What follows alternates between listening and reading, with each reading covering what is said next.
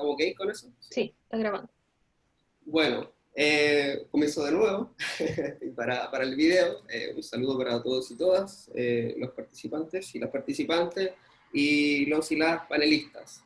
Esta actividad, yo soy Francisco Penaglia, y esta actividad se enmarca dentro del curso de Conflicto Social y Antagonismo y del proyecto del Núcleo de Investigación sobre Conflicto Social y Antagonismo.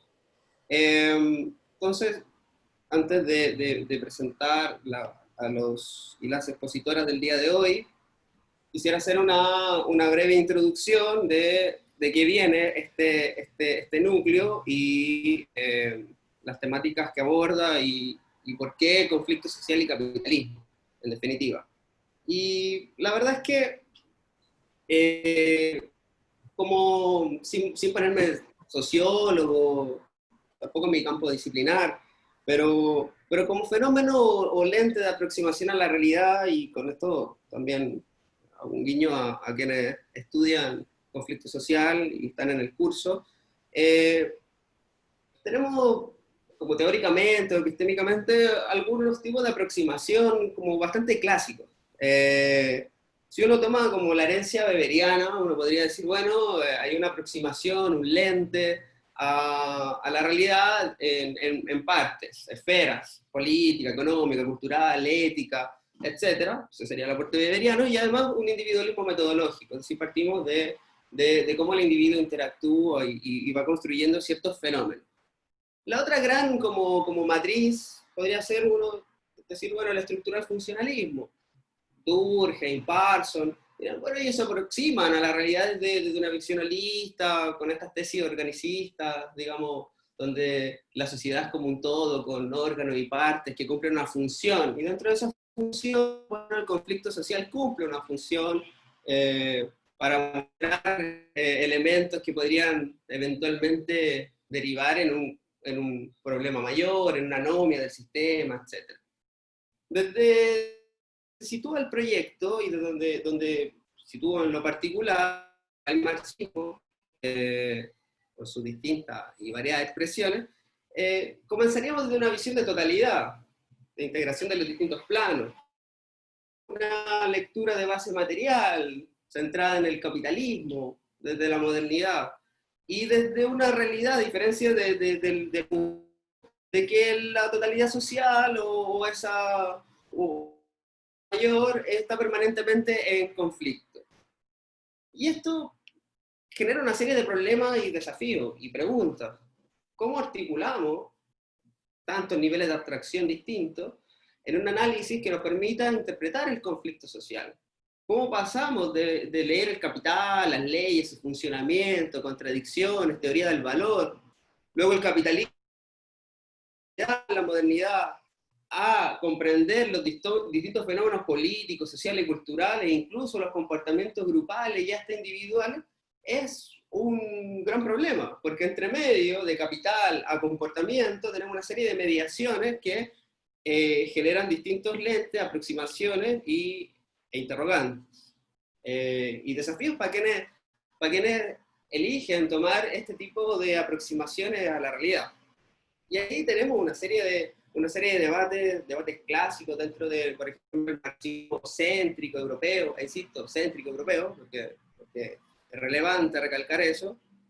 Y parte de esos debates relevantes, este foro tiene una bajada que es capitalismo y conflicto, y una bajada que es determinación y aproximación o lectura. Un debate relevante dentro de cómo integramos estos distintos niveles de abstracción tiene que ver con la determinación. Y a partir de la determinación, bueno, uno podría decir, hay hay dos temas relevantes dentro de la determinación para el estudio del. Uno tiene que ver bueno, cómo determina el capital a los procesos de subjetivación o al sujeto. Y ahí podríamos irnos en una lectura, por ejemplo, tusserriana, y decir, bueno, en realidad el sujeto no existe, la historia tampoco existe, y el sujeto es una abstracción, es una personificación abstracta de esas relaciones estructurales. Y no hay más nada, no hay muchas preguntas más que hacerse en torno a eso. Y cuando Althusser hizo una serie de preguntas más, en realidad, a mi juicio, pateó el problema con lo de la sobredeterminación, tomando préstamos del psicoanálisis. Thompson, como historiador, refutaría eso y diría, no, bueno, en realidad, a ver, sí es cierto que el capital genera ciertas personificaciones, por ejemplo, clase obrera, que tiene una función para el capital, pero los sujetos que componen esa clase obrera están situados ahí, pero se construyen en su proceso de experiencia. Y la experiencia le va dotando de lo que los transforma en clase social, y por lo tanto la lucha de clase está marcado en un proceso relacional de llegar a ser un proyecto, llegar a construir o reconocerse en ese proceso de subjetivación centrado en la experiencia.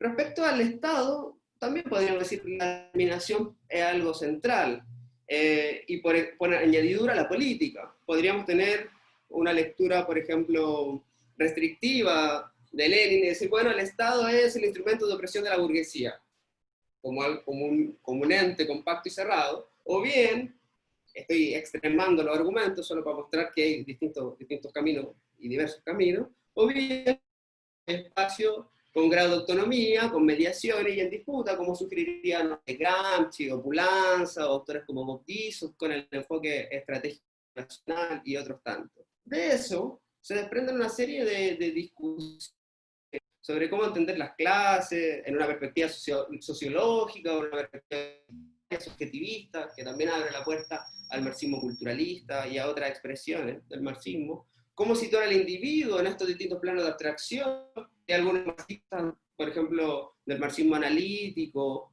como Elser, tomarían el individualismo metodológico y la elección racional como instrumento. Es decir, como primer punto tenemos una serie de queremos seguir estas corrientes, de cómo llegamos a una explicación de acciones para interpretar por qué existe la conflictividad o por qué no existe la conflictividad, entendiendo que la conflictividad es algo permanente. También desde el marxismo uno puede invertir esa pregunta. ¿Por qué si permanentemente existen antagonismos y contradicciones que uno puede analizar abstractamente, esas no se manifiestan permanentemente en la realidad social y política a todo momento y a todo evento? Desde este debate general, como proyecto, y en lo particular, mi agenda de investigación del doctorado, etc., uno podría entender o ver que en las ciencias sociales chilenas, hace una década por lo menos, desde el 2006, que empezaron más en boga los estudios del conflicto social, o el 2011, hay un cierto vacío del marxismo, hay que decirlo, una debilidad del marxismo, y un vacío de las escuelas dominantes de establecer o de siquiera cuestionar o problematizar en torno al capitalismo, como un elemento explicativo de los fenómenos de conflictividad social. Siendo entonces principalmente dominantes otros enfoques, por ejemplo, los enfoques estratégicos de las escuelas norteamericanas, de Tarrow, Tillich, McAdam, que uno podría situarlo, por ejemplo, en COES, que estudian el conflicto social desde estudio de casos, centrándose en cosas como la estructura de movilización, los repertorios de acción, las oportunidades políticas y otras categorías que tienen un poder explicativo, pero que tienen un poder explicativo más bien centrado en casos. Desde otros enfoques, por ejemplo, los culturales o identitarios, los nuevos enfoques, los movimientos sociales, también tienen un alcance microsocial, y también las ciencias sociales lo ha tomado para interpretar fenómenos también relevantes como emociones, el elemento performático de las expresiones de conflicto social y movimientos sociales, las gramáticas, las significaciones y los procesos de construcción de identidad. También han predominado en el debate en el último tiempo las tesis de la modernización, del malestar, de la privación relativa, de la crisis de las expectativas. Ahí podemos tener desde Tirón y a Peña, por ejemplo, como exponentes relevantes de estas tesis. Y también, ¿por qué no?, existe una lectura transversal dentro de las ciencias sociales chilenas con las tesis estructural funcionalista, al señalar, aunque los autores que la levantan no se definen estructural funcionalista, pero definen que el orden político, el sistema político tuvo una incapacidad para procesar el conflicto social durante largos años y eso generó una tensión estructural que decanta menos como el 18 de octubre. El ponente de esto es, por ejemplo, Manuel Antonio Garretón, que diría, bueno, los enclaves autoritarios generaron una separación entre la política y la sociedad, y al no producirse esos procesos de mediación, esto generó una grieta y esto ligaría al conflicto social. Como podemos ver, esto es más o menos el debate de las ciencias sociales en Chile, en la interpretación del conflicto, y hay una carencia, como decía, del capitalismo como fenómeno explicativo. Entonces el proyecto intentó hacer un esfuerzo por resituar el capitalismo como elemento de explicación. Y eso, como decía, tiene una serie de complicaciones, porque como señalaba, existe una serie de mediaciones entre el capital y los procesos y los fenómenos sociales. Y porque además el marxismo ha utilizado como eje principal de estudio del conflicto social la lucha de clases. Y dentro del plano de la lucha de clases tenemos posiciones también y una serie de diversidades. Por ejemplo, en la perspectiva de John Holloway, todo es lucha de clases. Incluso Holloway tiene un texto sobre lucha de clases y dice, bueno, la lucha de clases también es el la permanente resistencia por no ser clasificado como clase trabajadora, y lucha de clases es el momento en que un trabajador o trabajadora al despertar en la mañana siente el ruido del despertador, lo agarra y lo tira contra la pared. Y eso es lucha de clases. O una perspectiva muy reduccionista como la de Marta Harnecker, que diría, bueno, no, lucha de clases es el momento en que la clase se autorreconoce como clase, construye un proyecto de clase, se organiza en una clase y ejerce la lucha y la acción contra la clase dominante. Fijan cómo hay perspectivas totalmente distintas de cómo conceptualizar la lucha de clases. Entonces, lucha de clases entendida como conflicto capital-trabajo o como una extensión de distintos ejes de conflicto en el marco de la estructura capitalista, conflictos capital-naturaleza, capital-cuerpo, reproducción de la vida, capital-comunidades, visiones distintas de la lucha de clases. Lucha de clases únicamente en el plano económico como plusvalor o en una totalidad de relaciones sociales, culturales y políticas. Cómo entender la sociología de las clases, clases diversas, únicamente dos clases, o una pluralidad de clases con intereses, cuentapropistas, pequeños productores, burguesía nacional, transnacional, trabajador y trabajadora, etc.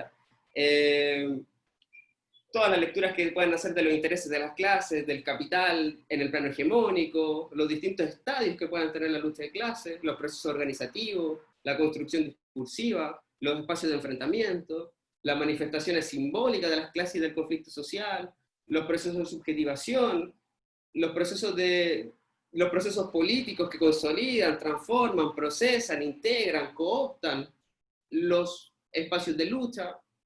En definitiva, bajo el paraguas del conflicto social y el capitalismo, desde una perspectiva marxista, tenemos una serie de casilleros e interrogantes que desarrollar, y bajo este relato es que el siguiente seminario y conversación trata de hacer algún pequeño aporte a ese marco de discusiones diversas, e invita a reflexionar sobre el capitalismo y sus distintas manifestaciones. Para ello, contamos con cuatro invitados e invitadas. Karine González, quien realizó su investigación de pregrado en Administración Pública en realizar una caracterización de las contradicciones del capitalismo chileno, para desde ahí rescatar algunos elementos que pudieran explicar el conflicto social. También está con nosotros Igor Gojkovic, doctor en Historia, quien realizará una mirada larga de los procesos de conflicto social y capitalismo en Chile. Y también está Valentina Álvarez y Marina Martínez, del Grupo de Estudios Feministas, quienes han trabajado, entre otras cosas, los procesos de articulación entre capitalismo y patriarcado. Bueno, la idea es que los expositores tienen 15 minutos para posteriormente a ello abramos un espacio de preguntas y de interacción. Comenzaría entonces Karime.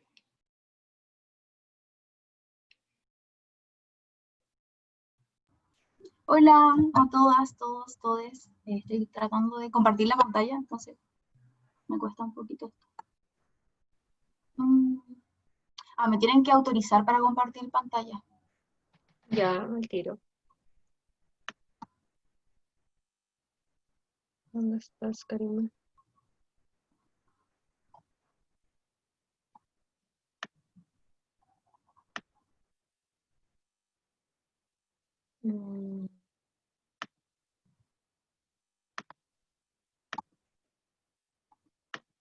¿Puedes ahora? Sí, ahora sí. Creo que se está viendo ya. Sí. Ya, bacán.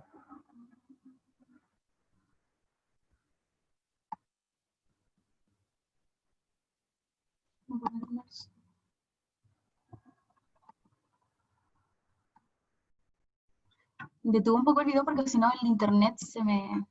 como que me... tengo problemas un poquito. Lo primero es presentarme. Yo participé en el proyecto de investigación en marco de... participé en el marco de esta investigación y investigué sobre el capitalismo y las contradicciones y las tendencias en el neoliberalismo chileno. Lo primero es hablar como el capitalismo como la base económica y el modo de producción hegemónico, que es clave para analizar la totalidad social, política y cultural dentro de una sociedad. Que esta base material se desarrolla en los procesos de acumulación capitalista o el flujo de acumulación de capital, y que si bien estén como un alto nivel de abstracción, uno puede entender que todo va a ser lucha de clases, como decía Francesco, o que puede haber una explicación vinculada a la totalidad capitalista, este flujo de acumulación de capital. Es importante también generar como explicaciones o líneas de argumentación que requieren encadenamientos de relaciones lógicas que nos puedan explicar como estas diversas conflictividades. Además, dentro del desarrollo del flujo de acumulación de capital, se producen una pluralidad de contradicciones donde se generan diversos tipos de conflictos, que no solo se centran en el marxismo, que es capital-trabajo, sino que hay otros conflictos que pueden estar ligados como a los medios de producción, a la producción en sí misma, al intercambio en el mercado. Dentro de la investigación que yo realicé, fue tomar este flujo de acumulación de capital, comprender este flujo como algo relevante para estudiar el conflicto e investigar cuantitativamente las diversas contradicciones del proceso de acumulación chilena. Y si bien yo no genero como mediaciones hasta llegar a manifestaciones concretas, por ejemplo, de protesta, sí lo que hago es el tomar el concepto de contradicción y mostrar las diversas contradicciones dentro del capitalismo chileno.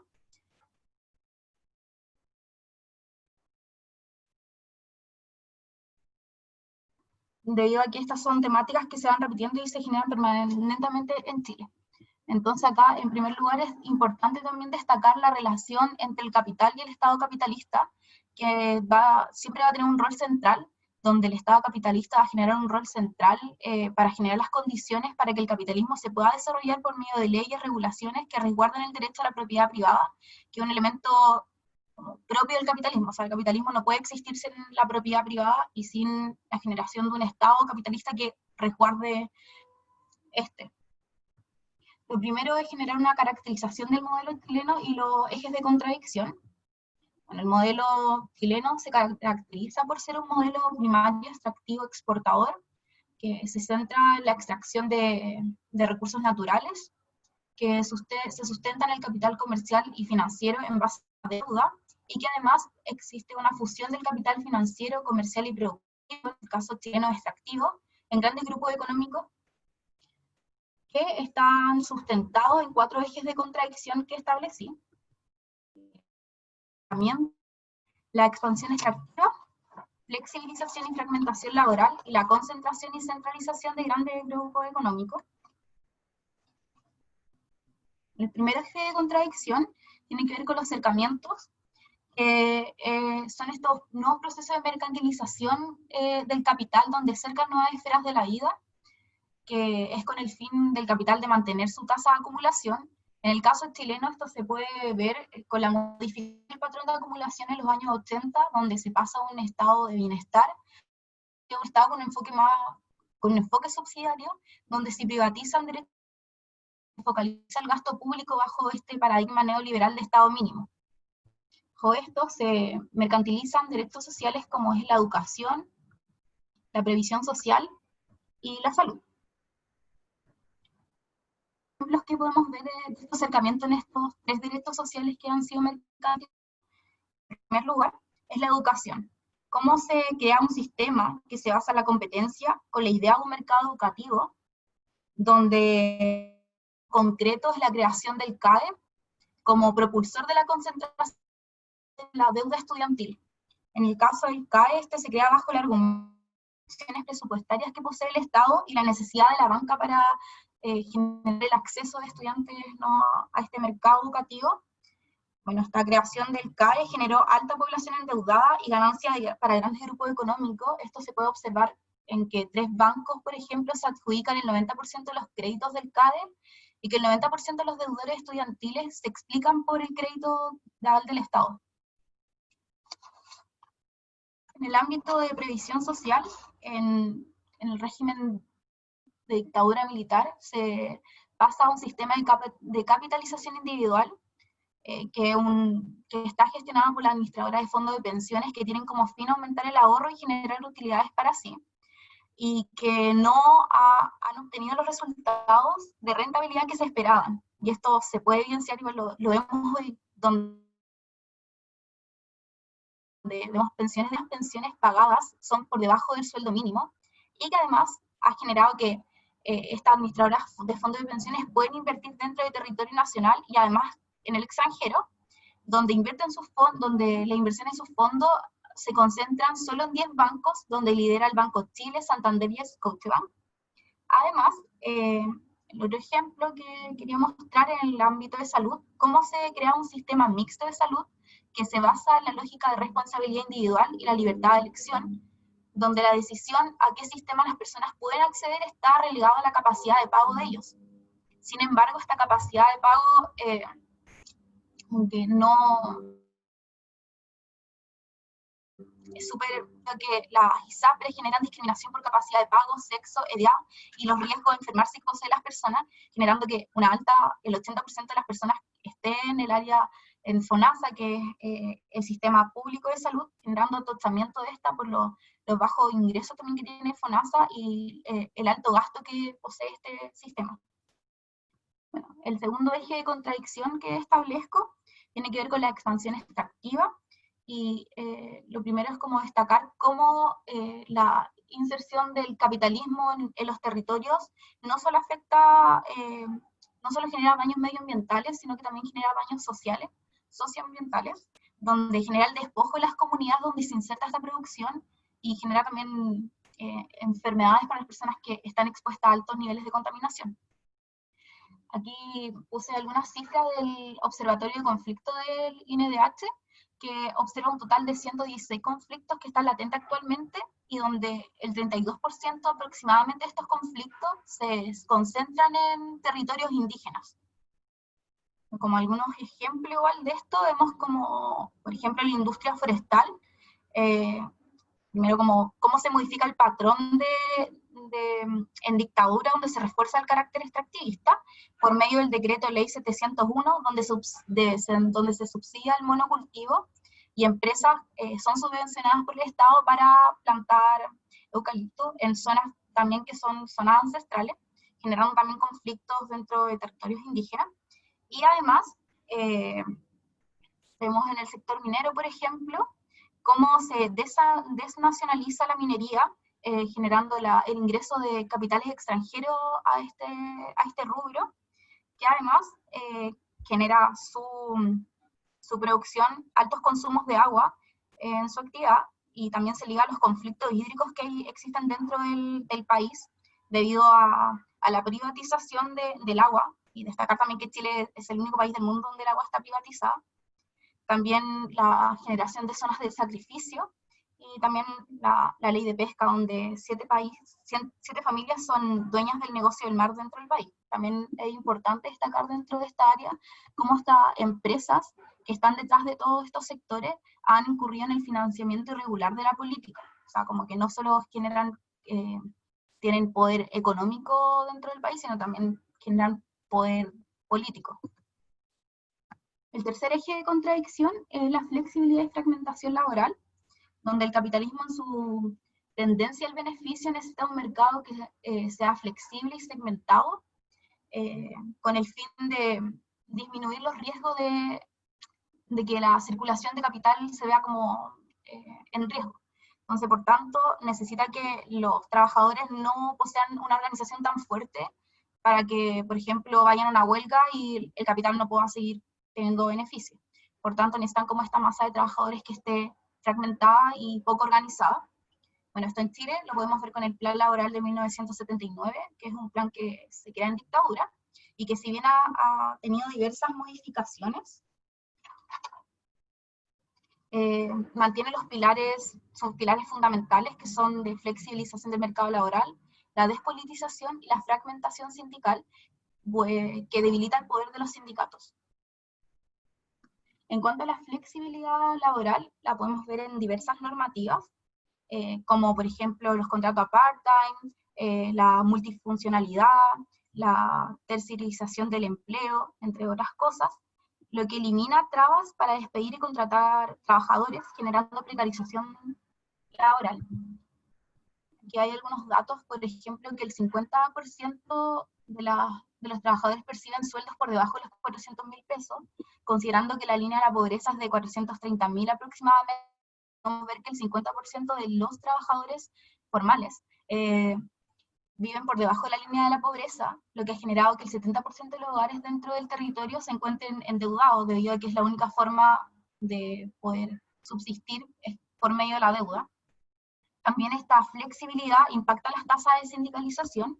Algunos datos que, por ejemplo, a nivel nacional, en el 81% de las empresas de 10 o menos trabajadores, no existe o nunca ha existido un sindicato, y que además el 50% de las organizaciones sindicales activas en el país tienen 40 o menos socios, lo que nos muestra una organización sindical súper débil. El cuarto eje de contradicción es la centralización y concentración de capital, que se concentra en grandes grupos económicos, y que esta se ha visto como transversal en los otros puntos de contradicción que presenté anteriormente. Y aquí es importante destacar cómo la renovación neoliberal del capitalismo chileno impacta la desarticulación y articulación de las élites económicas que se han ido articulando en diferentes periodos. Y vemos cómo no sé, por ejemplo, las olas de privatización y políticas neoliberales en el régimen militar se privatizan empresas públicas, se mercantilizan los derechos sociales, entre otras cosas, y cómo con la consolidación del modelo, con los gobiernos ya democráticos, se amplían estas privatizaciones, generando como aperturas de tratados de libre comercio, la internacionalización de la economía y la apertura de nuevos mercados por medio de concesiones. Toda esta fusión de conglomerado ha generado una alta concentración de capitales en grandes grupos económicos, y en Chile se ven 9 grandes grupos económicos que son poseedores de la banca, de telecomunicaciones, del comercio, de las forestales, entre otras cosas, y que además el 33% de las riquezas se concentran en el 1% más rico del país, generando una brecha de desigualdad como abismante. Además, igual es importante destacar cómo estos grandes grupos económicos no solo son dueños ya de estos capitales que nombré anteriormente, sino que también son dueños de medios de comunicación, de fundaciones, de universidades, de centros de pensamiento, generando una alta capacidad de estos grupos para ejercer hegemonía y poder dentro del espacio público y también en la política. Algunos datos también que es importante destacar: cómo esta concentración de capitales ha generado la tendencia a generar oligopolios dentro del país, donde la diversificación de ventas es súper baja. Algunos datos que se pueden ver, por ejemplo, que el 95% de las ventas de farmacia se concentran solo en 3 cadenas, que en la banca el 65% de las colocaciones se concentran solo en 4 compañías, y que las telecomunicaciones, el 97% de los proveedores de telefonía solo están en 3 compañías, observando que existe una alta concentración de estos capitales también como en todos los ámbitos. Algunas de las consideraciones finales es que estos 4 ejes de contradicciones han generado un modelo que se basa en el acercamiento de nuevas esferas de la vida, mercantilizando derechos sociales, donde la centralidad, la capacidad de pago es lo importante. Una economía que se basa en el extractivismo, donde no solo se producen daños medioambientales, sino que también se producen daños sociales, generando el despojo en las comunidades donde se inserta esta producción capitalista. La reestructuración del empleo, donde se genera un modelo que regula los derechos laborales, produciendo precarización y fragmentación laboral y sindical, generando sindicatos que no poseen un poder de negociación alto, y la concentración de capital en grandes grupos económicos concentra el capital financiero, comercial y productivo del país, y que además poseen no solo poder económico, sino que también poder político y cultural. Y bajo esta premisa se puede inferir que todos estos ejes como contradictorios poseen una vinculación a los focos de conflictos que han emergido últimamente dentro del territorio. No sé, por ejemplo, la mercantilización de derechos sociales, hemos visto los movimientos nomás FP, los movimientos ligados a educación, movimientos socioambientales en el área extractivista, entre otras cosas. Muchas gracias. No puedo dejar de compartir. Ahí está. Muy bien, muchas gracias, Karime. A continuación, Igor Boykovich. Bueno, muy buenas tardes a todas, a todos. Quiero, antes de comenzar, darle las gracias tanto a Yanel como a Francesco por la deferencia que tuvieron de participar en este foro. Como lo señaló Francesco en la presentación, esta es una temática que sin lugar a dudas requiere un análisis extenso, digamos, pero características de foros de esta naturaleza, ello es evidentemente imposible. Tenemos que intentar acotar o sistematizar al máximo algunos elementos a efecto de tratar de despejar aquellas interrogantes que estamos definiendo como las fundamentales o las principales. En ese sentido, a mi juicio es importante hacerse cargo, entre otras cosas, de que el desarrollo del capitalismo en América Latina y en Chile en particular ha tenido, evidentemente, desde el punto de vista histórico, una transición desigual, y que en consecuencia homologar estructuras capitalistas relativamente avanzadas, como puede ser, por ejemplo, la brasileña, la mexicana e incluso la argentina, con otras que, sin lugar a dudas, han tenido un ritmo, una intensidad y por lo tanto una cristalización o una maduración distinta, como pueden ser eventualmente las economías cercanas caribeñas. Esa es una primera cuestión que me parece que es fundamental. Las lecturas relativamente mecanicistas que pretenden establecer que a un determinado estadio en el desarrollo del capitalismo le corresponde un determinado tratamiento de clases, resultan a estas alturas de la vida insuficientes a efecto de poder entender de mejor manera los acontecimientos que de una u otra manera están jalonando, por ejemplo, la situación de nuestra región al día de hoy. Mirado desde esa perspectiva, ser lo suficientemente flexible en el uso de las categorías a efectos de precisamente intentar dar cuenta de mejor manera los fenómenos característicos tanto del desarrollo del capitalismo como de los enfrentamientos sociales y políticos en nuestra región. Ello teniendo en consideración, según la autoría, el hecho de que América Latina tiene rasgos que son distintivos respecto de otras regiones a escala global, y en este caso a las formas en cómo históricamente se fue estructurando el modo de producción, tanto en su fase colonial como en su fase propiamente capitalista, sino que a su vez también a la concurrencia de actores sociales, culturales, y en este caso en particular a su vez también políticos, a lo largo de la historia de nuestra región. La composición indígena de América Latina, de la cual dio cuenta José Carlos Mariátegui ya a comienzos del siglo XX, la fuerte influencia de la población afrodescendiente en las economías de plantación, el carácter intenso y extendido del mestizaje en la construcción social, demográfica y cultural de América Latina son elementos que constituyen a su vez también una especificidad y una particularidad respecto a la cual es necesario detenerse, digamos, en términos analíticos, a efectos de observar a su vez también cómo estos fenómenos se van comportando, se van desarrollando. Y por último, y esto a su vez me parece que es como un elemento relevante, es fundamental hacernos cargo de la modalidad o la forma en cómo se ha ido construyendo históricamente el Estado en América Latina. A efecto de observar no solo la incidencia del Estado en la construcción del sistema económico capitalista, sino que a su vez también de qué manera fue operando como una barrera de contención frente a las diferentes oleadas de movilización social y popular que de una u otra manera amenazaron o cuestionaron la continuidad histórica del régimen capitalista en la región. Estos tres elementos, a mi juicio, son fundamentales a la hora de intentar establecer un marco analítico que nos permita dar cuenta de esta diada conceptual que hacía referencia Francesco a la hora de su presentación o introducción del tema. Teniendo esos elementos en consideración, quiero referirme a dos cuestiones generales que creo que pueden entregar algunos elementos para el debate posterior. Primero, que evidentemente el capitalismo ha sido una construcción histórica en la región, incluso uno podría decir una construcción histórica tardía y desigual.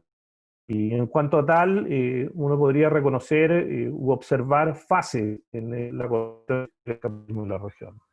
Una fase relativamente temprana que arranca hacia mediados del siglo XVIII en particular y que refiere precisamente a esta fase expansiva que está experimentando el capital industrial a nivel global y que de una u otra manera tensiona y por lo tanto motoriza el desarrollo del capitalismo en algunas áreas de América Latina, centrando o funcionalizando economías regionales en función de la producción, en este caso de recursos naturales. Un fenómeno que a su vez va a adquirir una sedimentación muy fuerte, especialmente en las economías de hacienda, en las economías de plantación y en las economías de estancia, a propósito de que la tierra siguió siendo un eje vertebrador o un eje articulador del grueso de las relaciones sociales de producción en nuestra región. Ello a diferencia, evidentemente, de lo que está ocurriendo en otros lugares o en otras latitudes del mundo. Eso es fundamental a efectos de entender, reitero, no solo la forma en cómo se estructura el capitalismo en América Latina, sino que cómo se van construyendo, configurando a su vez también los escenarios de conflicto. Y ese es un ciclo, una fase que se va a extender evidentemente con ritmos desiguales, porque América Latina no constituye necesariamente una homogeneidad en ese sentido, hasta la década de 1930.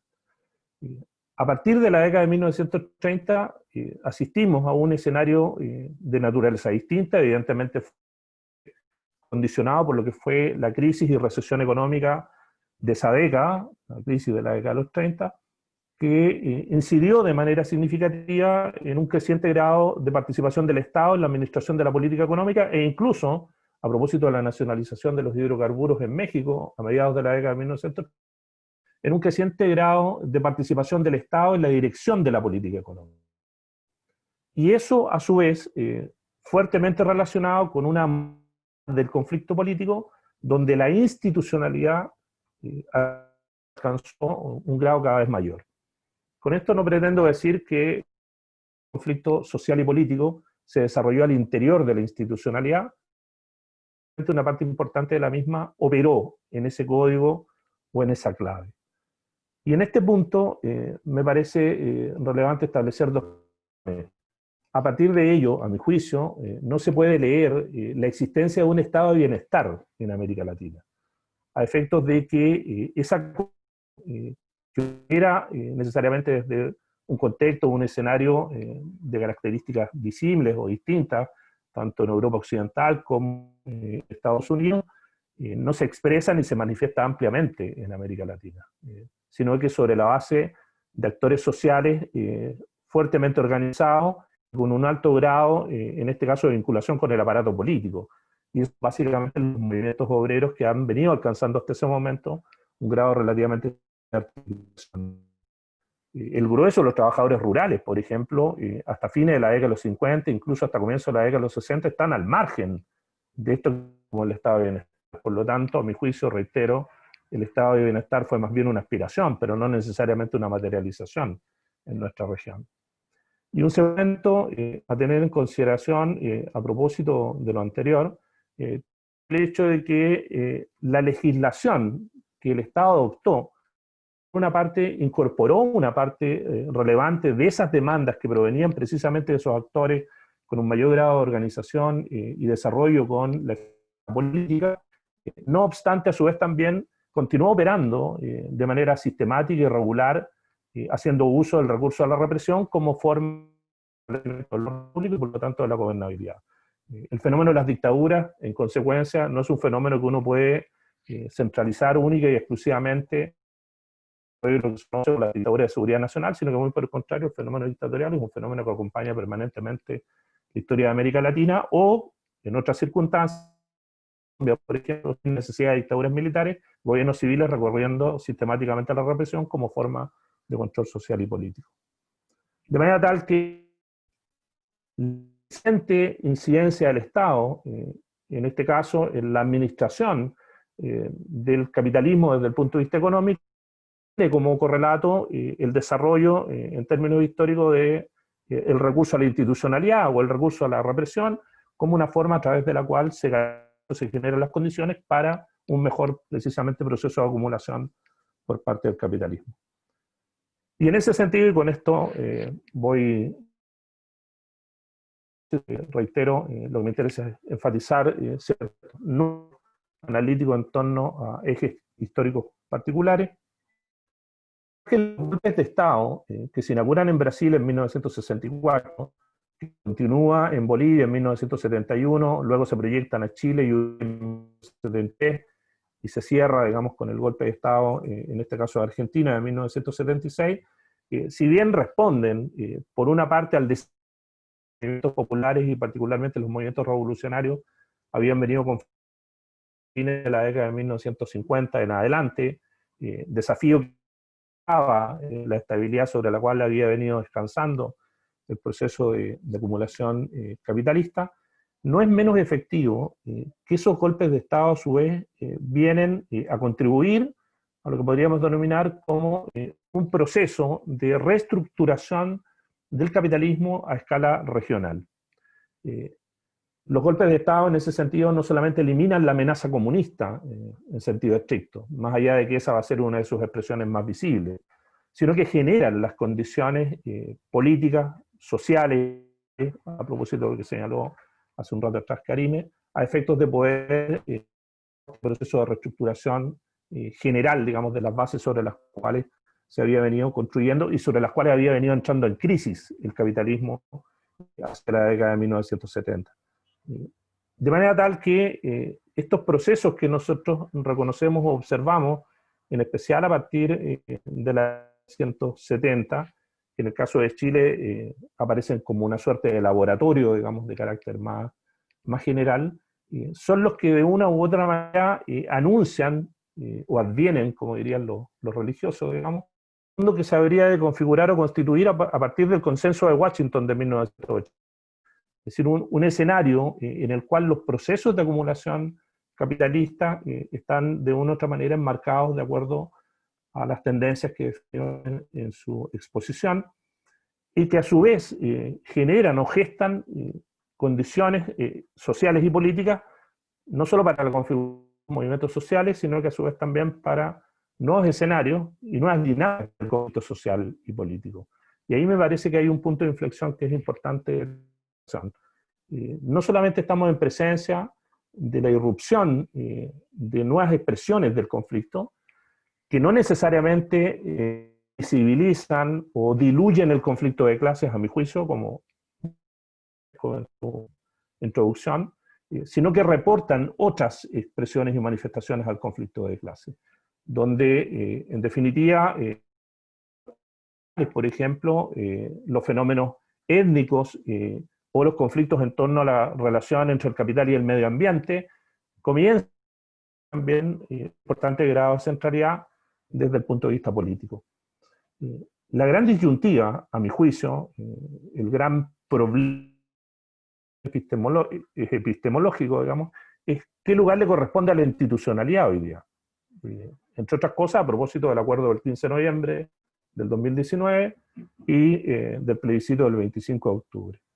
Es decir, ¿cuál es el ámbito, en definitiva, en el cual se van a desenvolver los actores sociales y políticos a efectos de destrabar o de resolver la crisis que hoy día afecta tanto al capitalismo en cuanto régimen económico de acumulación, como a la institucionalidad política que en su momento construyó. Y a mi juicio, evidentemente, esa institucionalidad política ya no es necesariamente la institucionalidad represiva de fines del siglo XIX y comienzo del siglo XX, pero tampoco es esta institucionalidad que de una u otra manera pretendía incorporar y por esa vía resolver las tensiones entre el capital y el trabajo, como ocurrió entre las décadas de 1930 y 1970. Todo indica, a mi juicio, que si las élites dirigentes no son capaces de construir un gran consenso en torno a un nuevo modelo de acumulación, las posibilidades para los efectos de construir a su vez también un gran consenso en torno al régimen institucional no van a ser suficientes a efectos de precisamente dar respuesta al problema de la conflictividad. En ese sentido, el escenario está abierto, y en cuanto a un escenario abierto, todas las alternativas son alternativas posibles de recorrer. Bien, muchas gracias, Igor. Aprovecho a propósito de lo último que señalabas, pasar un aviso. El 30, lunes 30, en el mismo horario, mismo lugar, va a haber un segundo seminario donde el tema es capitalismo y política, que justamente tiene como objetivo reflexionar sobre el espacio de la política y de la institucionalidad en los marcos del capitalismo actual.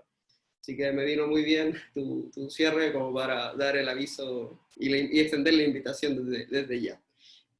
Bien, para continuar y cerrar esta primera ronda de exposiciones, Valentina Álvarez y Marina Martínez del Grupo de Estudios Feministas.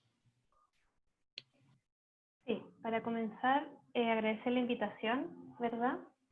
Y comentar también que lo que vamos a presentar hoy día con Valentina es producto de las reflexiones que emanan de las discusiones que hemos tenido como grupo de estudio, ¿ya? En ese sentido, comentar que está presentado en 3 tiempos. En primer lugar, vamos a dar cuenta del carácter sectorial de las expresiones de conflictividad de la clase trabajadora en los últimos 30 años. Después vamos a caracterizar la reorganización del sistema de producción-reproducción social, hablando de feminización del trabajo. Y después vamos a proponer una mirada tanto a los procesos políticos como de las transformaciones estructurales del capitalismo en su forma neoliberal desde la teoría de la reproducción social. Vemos entonces que al terminar la dictadura en Chile, el escenario de la política institucional, ¿verdad?, es cubierto por 2 bandos. Por un lado, la concertación, conocida como una mayoría, y por otro lado, la derecha bipartidista, ¿no es cierto?, quienes van a cumplir esa tarea de seguir con ese legado de desarticulación del tejido político-social y la imposición capitalista neoliberal comenzada con la dictadura. En ese contexto, durante los años 90 observamos un silencio en términos de grandes movimientos sociales, más allá de las necesarias iniciativas de derechos humanos y movimientos de pobladores. Sin embargo, durante los 2000 hay una reemergencia de grandes movimientos sociales que cuestionan esa falsa apariencia exitosa del modelo capitalista en Chile y revitalizan las experiencias de organización que lograron sobrevivir a la dictadura. Tenemos, por ejemplo, en 2006 la Revolución Pingüina, ¿verdad?, que es como el primer lanzamiento con protagonismo más joven, estudiantes secundarios, desde el fin de la dictadura. Y este movimiento se posicionó contra la privatización de la educación chilena, con consignas como no más loce, gratuidad de la PSU y pase escolar. Tenemos luego el 2011 y 2012 como un renacimiento de esa movilización estudiantil, protagonizada por secundarios y universitarios, consignas más generales como educación gratuita para todos, y contó con una alta adhesión de la ciudadanía en general y además organizaciones sindicales, por ejemplo la CUT.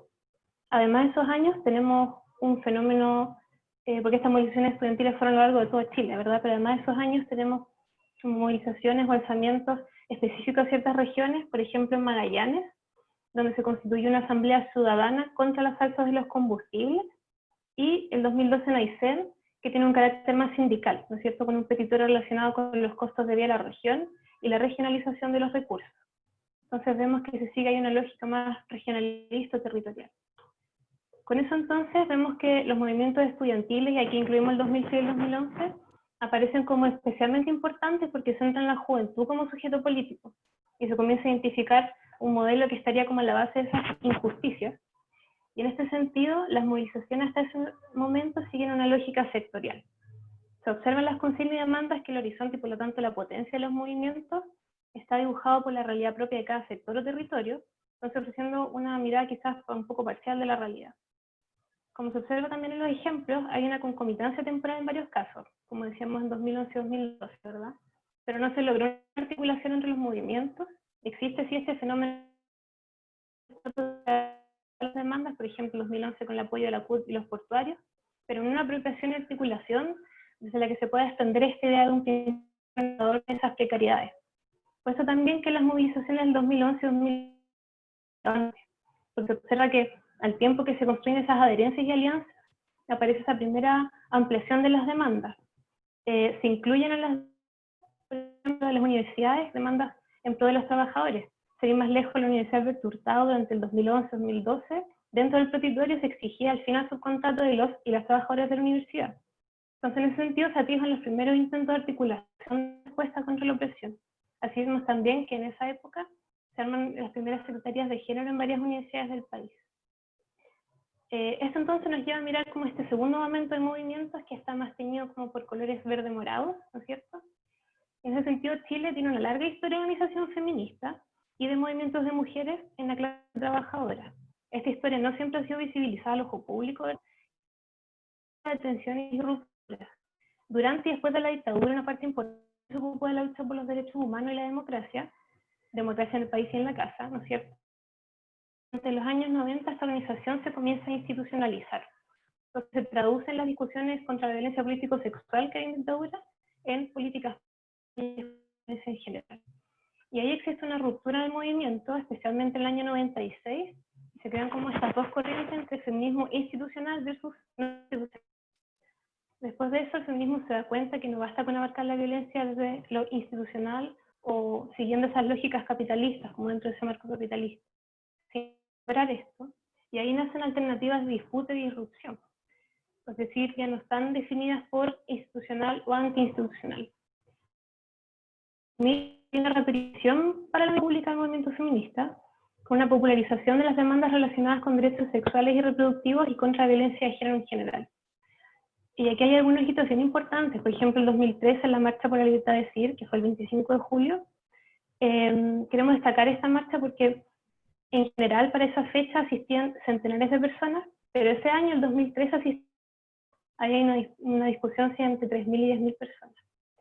El 2014 se da además el primer encuentro de educación no sexista a nivel nacional, que es impulsado por esa secretaría, que se arma en el 2011. 2015-2016 estalla este fenómeno de una menos en Argentina, y esto resuena en Chile. Se ha dado la agudización de la violencia de género que está cristalizada en lo importante alza en cifras de femicidio.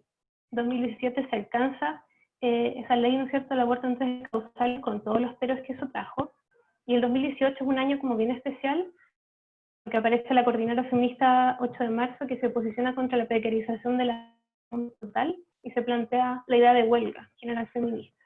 Además, ocurre el mayo feminista, que es cuando estudiantes, mujeres y disidencias genéricas se toman el sol. Así vemos que el 2015-2016 se comienza a generalizar el horizonte del movimiento, se pasa de demandas específicas a perspectivar un posible violencia machista, la patriarcal en general, y desde ahí emerge la reflexión. Esta es una cuestión estructural y es necesaria para la continuación del sistema. Y esto llevó a seguir cuestionando la realidad y la política. Los movimientos del 2016 marcaron una irrupción política en nuestro país en sincronía con lo que ocurre en otros lugares del mundo. Y eso empieza a abrir espacios de articulaciones tanto a nivel nacional como internacional. En 2018, un sector del feminismo comenzó a plantear la huelga general feminista. Y esto se dio gracias a esa sincronía internacional y ese análisis de la realidad, por un lado, y por otro, se toma o retoma el trabajo feminista.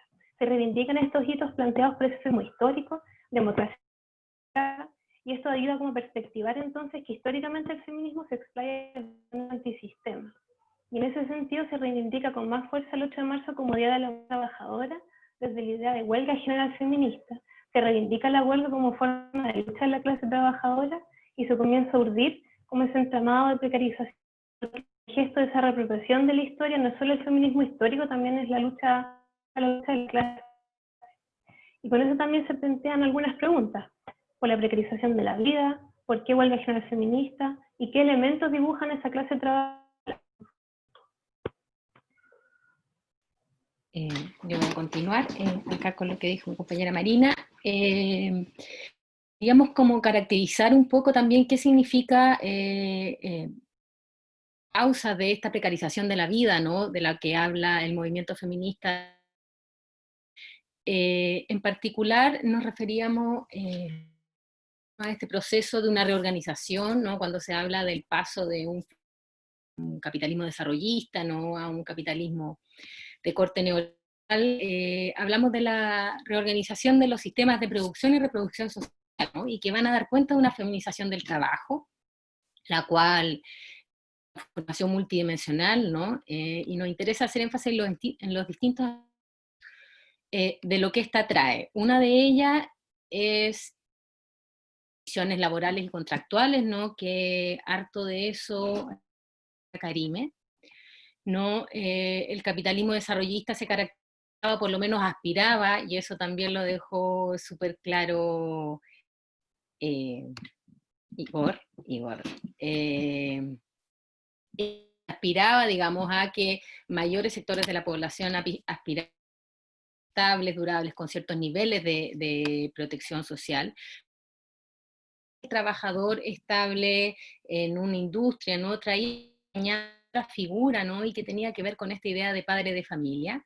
Por tanto, el intento de estado de bienestar o el desarrollismo en Chile en particular, pero también en otros lados de Latinoamérica, se van a basar también en la protección de la reproducción, ¿no?, a través del salario familiar. A muchos de los estables se les va a pagar un extra a aquellos que están casados, se les va a pagar más que a aquellos que están solos, para de alguna manera asegurar que las dueñas de casa se asegure la reproducción de la mano de obra adecuada, ¿no? Hay que recordar que en el siglo XIX muchos historiadores han hablado, digamos, de una resistencia a la prohibición de sectores de la clase popular, ¿no?, de no querer ir a trabajar, de escaparse de trabajo con avances, sobre todo en el norte minero, ¿no?, etcétera. Entonces, de alguna manera, la posición de la mujer como no trabaja, pero como dueña de casa particular, digamos, este sistema desarrollista. El contexto actual, por el contrario, con un capitalismo que ya no desea invertir en la producción social, ni desde el Estado que retrocede, más un modelo de acumulación, digamos, que no quiere invertir en esa dimensión de la vida de los trabajadores. Esta flexibilidad, la precariedad laboral, la subcontratación, el subempleo, etcétera, como ya se ha hablado, y que de alguna manera a esto se le tiende a decir una feminización, porque tiene que ver con la expansión a grandes sectores de la sociedad de ciertas condiciones que en algún momento fueron más propias como de las mujeres, ¿no? Generalmente empleadas de forma flexibles, semiformales, etcétera, que les permitían conciliar tiempos de cuidado y con menores remuneraciones, asumiendo que ingresos eran un apoyo a las familias, ¿no? En el contexto actual, además, la falta de inversión en esta producción social implica que grandes cantidades de mujeres han salido al mercado laboral porque un sueldo no alcanza, y muchas veces también en ciertas industrias, por ejemplo en el área de servicios, que tenía una gran expansión, esta valoración de ciertas dimensiones consideradas tradicionalmente como femenino, ¿no? Podríamos referirnos al trabajo emocional, por ejemplo, que plantea Barbara Hochschild, de cómo estas emociones y la represión de las emociones propias en pos de atender bien a los clientes, por ejemplo.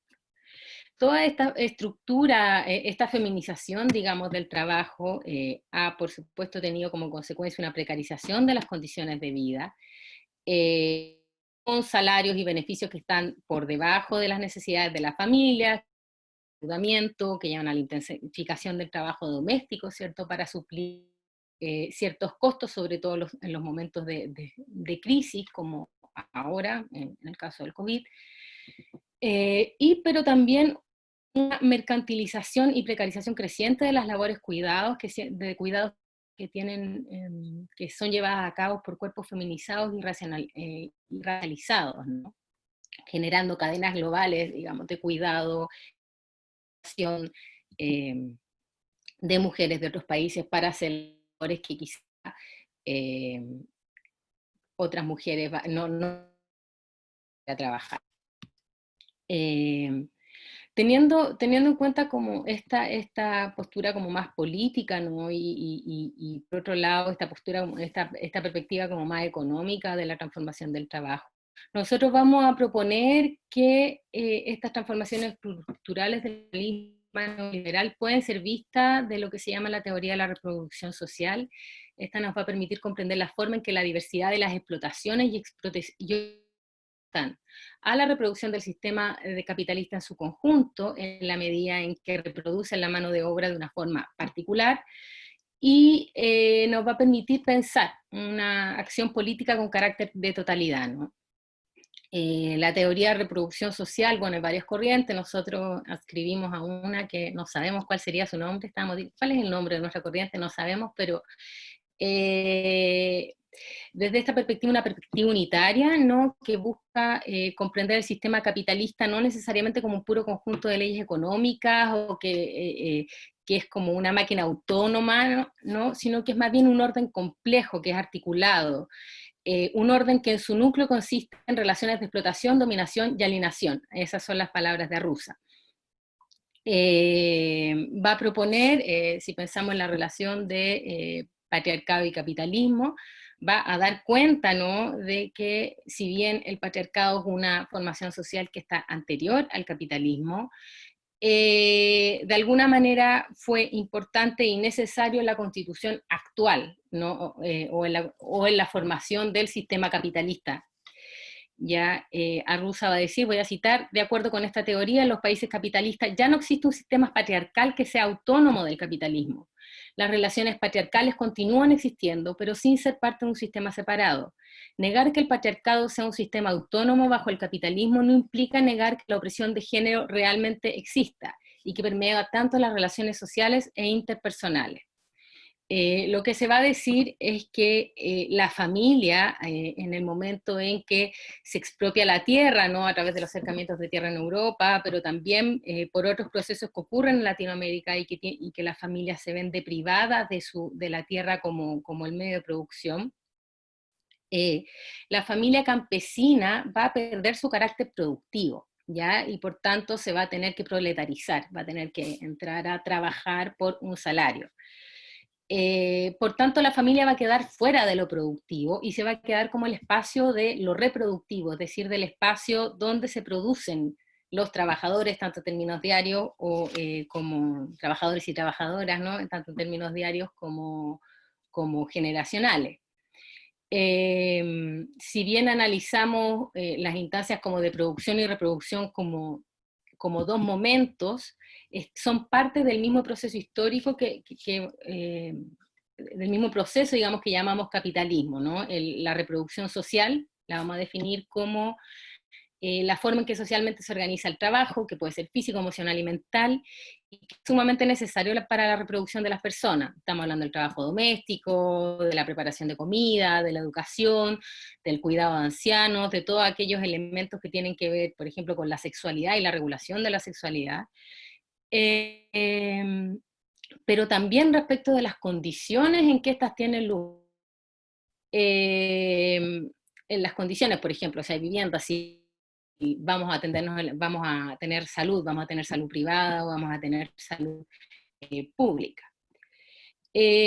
Por tanto, la reproducción social va a pensar que el capitalismo es el principal principio organizador y que va a raza, clase, no solo de clase, ¿no?, que uno podría pensar en la relación capital-trabajo, sino también de raza, y que se van a formar a partir de la construcción geopolítica y también de género, porque el capitalismo requiere la producción de cierta mano de obra y requiere regular, digamos, cómo se producen estas personas. Y la reproducción social la vamos a comprender como un momento, ¿no?, de este proceso capitalista que atraviesa, ¿no?, tanto lo remunerado como lo no remunerado, lo público, lo privado, lo formal, lo informal. Por tanto, viene a romper quizás con ciertas categorías como más clásicas de entender la posición de la mujer o las necesidades de liberación. Y voy a terminar con una tesis del feminismo para el 99%, que es un manifiesto, ¿no?, hace como 2 años, 3 años, y que de género en las sociedades capitalistas se funda en la subordinación de la reproducción social a la producción de las ganancias. Creemos que eso nos va a permitir ampliar la perspectiva de qué es lo que estamos entendiendo por capitalismo y lo que podemos hacer como política, Marina. Sí, y ahí yo creo que es súper importante destacar por la reproducción social y no un concepto de cuidados, que es lo que hace gran parte de la economista feminista, y es porque el concepto de reproducción social nos permite esta relación como entre los distintos modos de producción capitalista y la organización de la producción de las personas, toda vez que eso configura una perspectiva más sistémica de mano de obra. Entonces, de esa manera, la perspectiva unitaria tiene este potencial de superar, a nuestro juicio, las conceptualizaciones que redujeron a la clase, con la categoría clase, como un tipo de inserción en la estructura laboral, y que plantean que en todas las luchas que no están directamente vinculadas al momento de producción, por ejemplo, luchas por el derecho, feministas, raciales, sean categorizadas como nuevos movimientos sociales. Pensamos que al hacer esto se relega esa diferencia a un tema puramente cultural y que se pierde de vista esa multiplicidad de formas en que el capital como proceso produce y reproduce dichas diferencias. También la teoría unitaria nos parece que nos da o vuelve a relevar ese carácter de clase que a veces se pierde con el concepto de multitud de Hart-Negri. Y aquí quiero utilizar una cita de manifiesto del feminismo para el 99% que dice lo siguiente: la lucha de clase incluye las luchas por la reproducción social, por un sistema universal de salud y educación gratuita, por la justicia ambiental y acceso a energías limpias, por viviendas y por el transporte público, y son igualmente centrales para la lucha de clases las luchas políticas para la liberación de las mujeres en contra del racismo y la xenofobia, en contra de la guerra y el colonialismo. Y entonces eso nos permite pensar las luchas feministas en un marco de antagonismo más amplio y cuya disputa requiere sí o sí una lucha anticapitalista.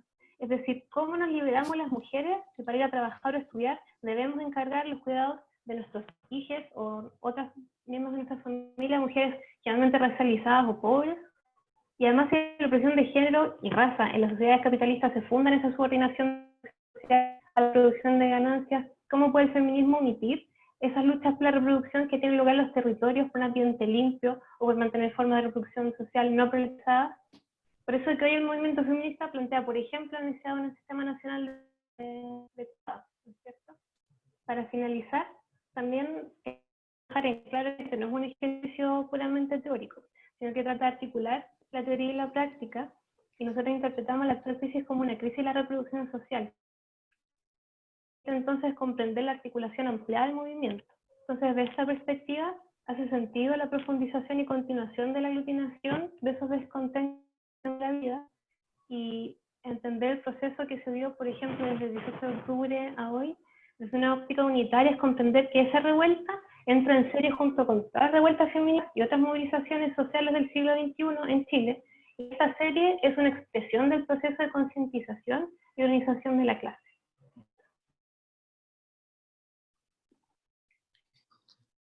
Bien, muchas gracias Marina y Valentina.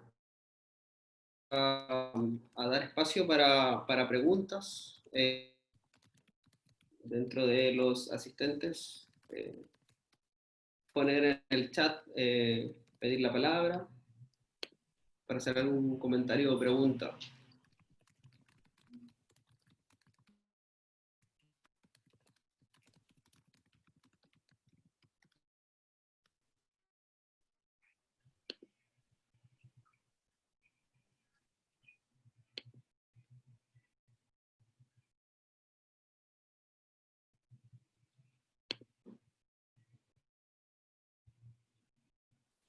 Bien, este es el momento incómodo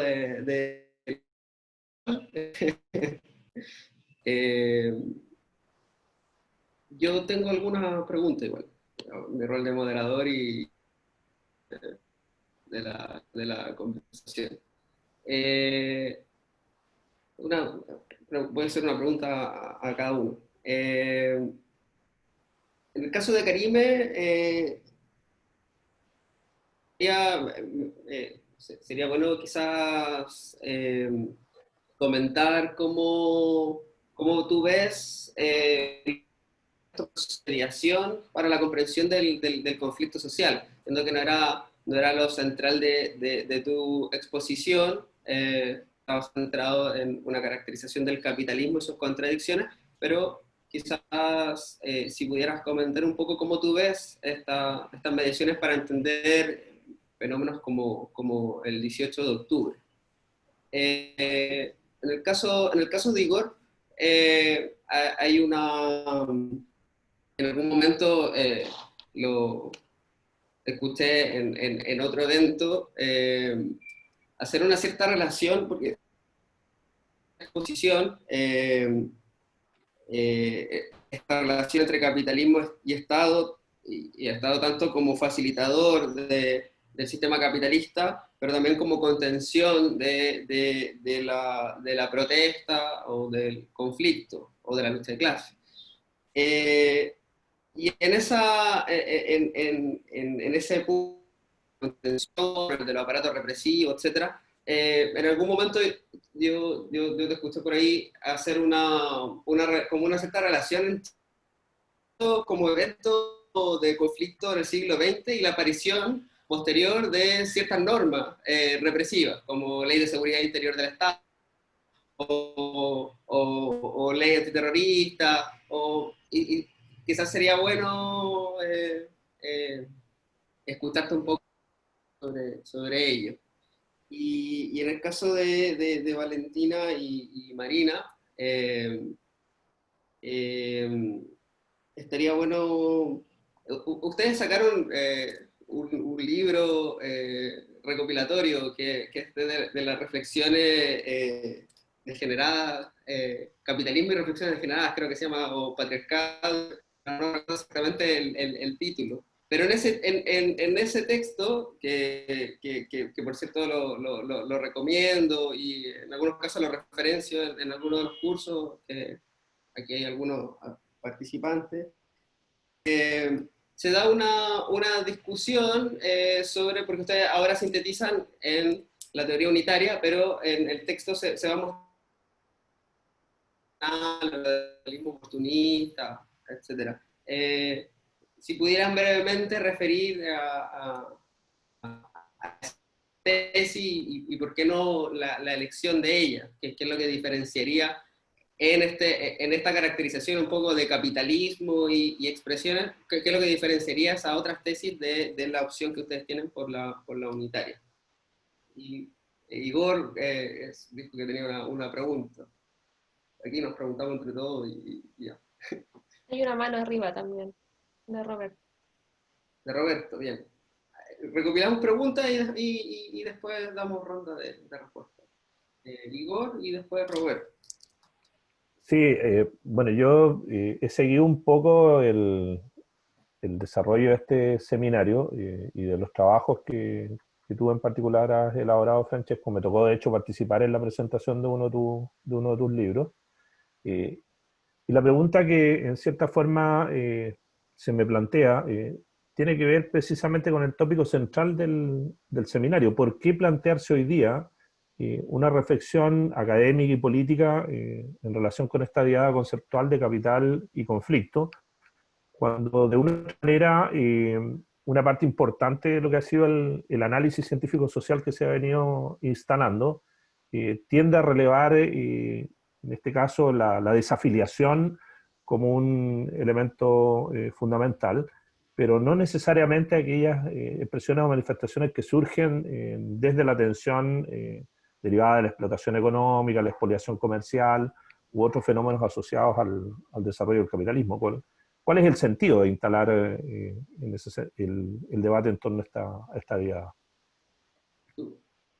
Muchas gracias. Roberto. ¿Me escuchan?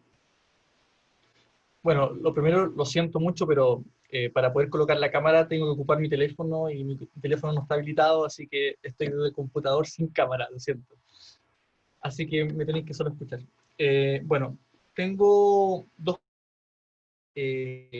La primera, yo creo que podría bien ser considerada tanto para Karime como para Igor. Y tiene que ver con una mención en específico que se hizo eh, a propósito de la crisis la que hemos entrado como país y que podría colocar, digámoslo así, en tensión, no sabemos cuánto, pero podría colocar en tensión el patrón de acumulación neoliberal. Y bueno, por ahí Igor dijo, tal vez la clave estaría si es posible cambiar ese patrón de acumulación. Me pregunto cuáles pueden ser las reales que puede tener un patrón de acumulación como el chileno, contando la propia historia de América Latina en el siglo XX. Pareciera ser que hay una lectura pesimista, ¿no? Que es la lectura marxista, al menos la que yo he visto, plantea que, bueno, si en 100 años no fue posible avanzar hacia el desarrollo, podría eventualmente cambiar precisamente han tenido los proyectos latinoamericanos y que en definitiva no han alcanzado tal cosa como el desarrollo. Por ahí entra la importancia de la teoría de la dependencia como una teoría espacial del capitalismo, intentando mostrar de qué manera, al parecer, la condición de América Latina es precisamente de ser un país subdesarrollado dentro del capital. Precisamente en el contexto donde Estados Unidos crisis geopolítica, aparece China como arremetiendo a Estados Unidos, sacando el mundo bipolar y el mundo multipolar, porque no solo es China, también es Europa, ¿no? En este contexto, la dependencia no varía tanto, o no varía respecto a Estados Unidos, respecto a la que aparece hacia Asia-Pacífico. Entonces, quiero hacer la pregunta negativa, ¿no? ¿Qué tan viable, en realidad, puede ser un cambio en el patrón de acumulación neoliberal en un contexto donde el espacial de Latinoamérica parece plantearnos la imposibilidad de tal cosa? En los últimos años solo Corea logró, gracias a Estados Unidos, avanzar hacia el desarrollo, pero por sí misma no lo logró. Bueno, ese es un punto que me parece que es fundamental para garantizar lo que en la política se ha planteado como un Estado que pueda garantizar, repito la palabra, derechos sociales. Porque la demanda social es una cosa, lo que la política puede prometer es otra, pero lo que en definitiva puede ocurrir también es una cosa muy distinta, ¿no? Yo creo que para pasar de un Estado subsidiario a un Estado que garantice derechos sociales, tenemos que hacernos cargo de la posibilidad de transformar en efecto un patrón de acumulación. Bueno, es una pregunta. La segunda tiene que ver con la exposición de Marina y va en un registro, por decirlo así, ¿no? Que me parece muy interesante el enfoque que han desarrollado a la reproducción social y no puedo dejar de pensar también intentando incorporar la lectura marxista del ejercicio que ha intentado elaborar Penaglia también. Constantemente se hacen reflexiones a propósito de la reproducción desde la teoría del plusvalor, o desde la plusvalía, ¿no? Y desde ahí salen registros patriarcales dentro del marxismo y registros no patriarcales dentro del marxismo. Basada en una teoría del plusvalor, es decir, basada en una teoría acerca de en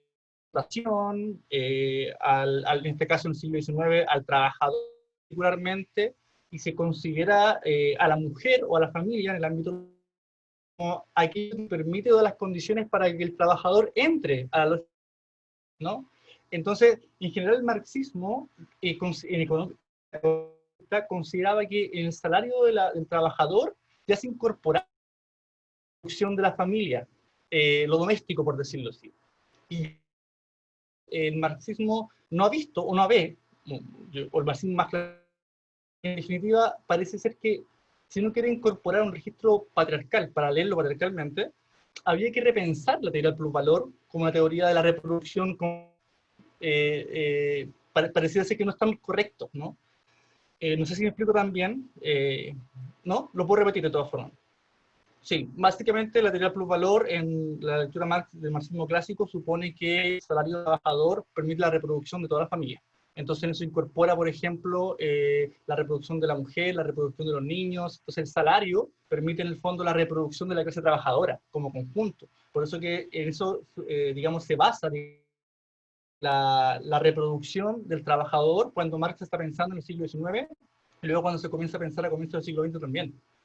Entonces, una cuestión interesante de las lecturas anticapitalistas y antipatriarcales es poder repensar ese registro. Y yo creo que desde los 60 en adelante se intentó pensar ese registro precisamente, y lo digo, lamentablemente no en América Latina, de hecho en Europa, principalmente en Alemania y en Italia, es donde aparece una suerte como de un ejercicio de repensar a partir de la teoría del valor, y ya no solo el valor, la idea de la reproducción social. Y la teoría del valor, a diferencia del plusvalor, es que el valor hace referencia a que los seres humanos hacen interdependencia a partir de su trabajo o a partir de no tener trabajo. Es decir, la explotar fuera, el tener la capacidad para ser explotado pero no explotarse. Y por otra parte, aquellos que pueden explotarse, que entran bajo la lógica y el mecanismo de la reproducción.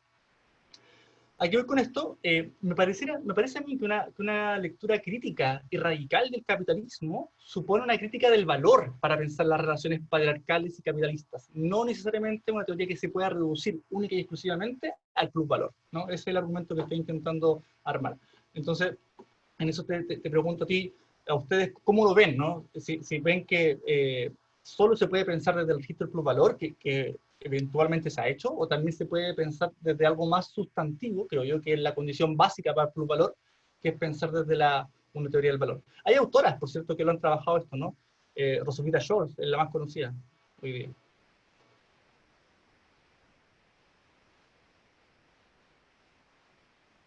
Bien, ¿alguna otra pregunta? Hay una discusión en el chat que está intensísima.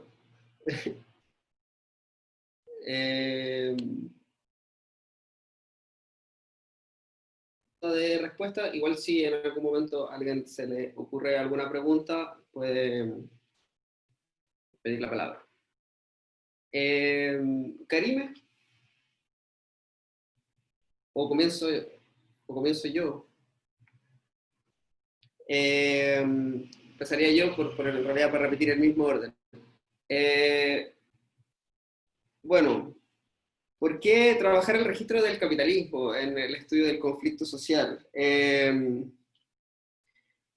Bueno, desde la posición marxista que para bien o para mal tengo como lente de aproximación a la realidad, uno podría decir que bueno, dentro de la sociedad se generan una serie, dentro del capitalismo, una serie de contradicciones y tensión. Como señalaba en la introducción, el conflicto no es una excepcionalidad. Eso hace un cambio epistemológico relevante respecto, también lo nombraba, pero muy al pasar, respecto al resto de las teorías de estudio del conflicto social, que tienden, además la mayoría desde el individualismo metodológico, a preguntarse ¿por qué la gente protesta en un determinado momento? ¿Por qué la gente colabora? ¿Por qué la gente se junta? ¿Por qué la gente reclama? Parten desde esa pregunta, que para mí es una pregunta equivocada, y con una visión valorativa del orden por sobre el conflicto. Pero más allá de eso, me parece que en torno a la discusión del modo de acumulación, es decir, el capitalismo en la actualidad, es donde se configura y los principales conflictos sociales y además las principales tensiones políticas. Creo que gran parte de lo que ha hecho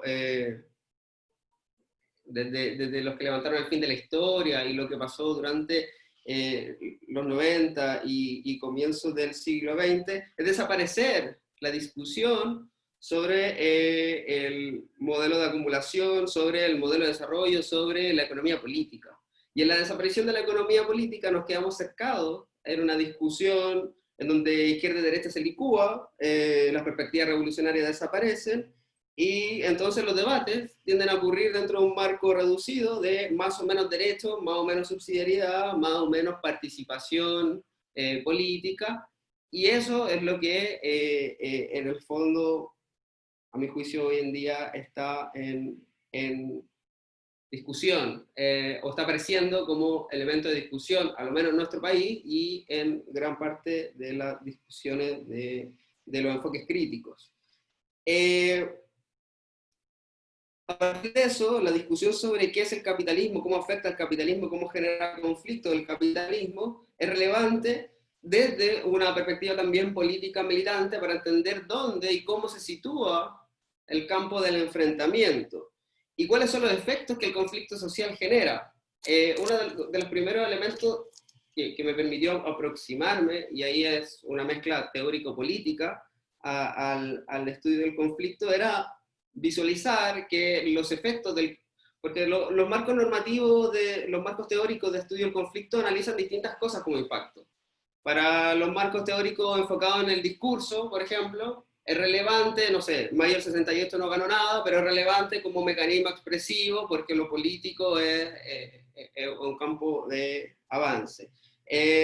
Para otros, el impacto de los conflictos sociales, de los movimientos sociales populares, tiene que ver con las transformaciones en la institucionalidad.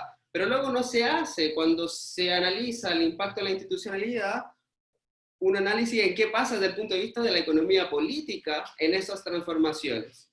Y cuando uno hacía el análisis largo, y así comenzó el proyecto de investigación, uno hacía el análisis largo desde el 2006 o 2011 hasta el 2017, se daba cuenta que pese a tener movimientos sociales, movimientos populares que podían congregar a 1 millón de personas en una manifestación o generar distintos hitos de disruptivos, barricadas, etcétera, distintos campos de enfrentamiento, uno podía darse cuenta que incluso ese marco de conflictividad era aprovechado por el bloque en el poder para profundizar el patrón de acumulación como respuesta al conflicto social.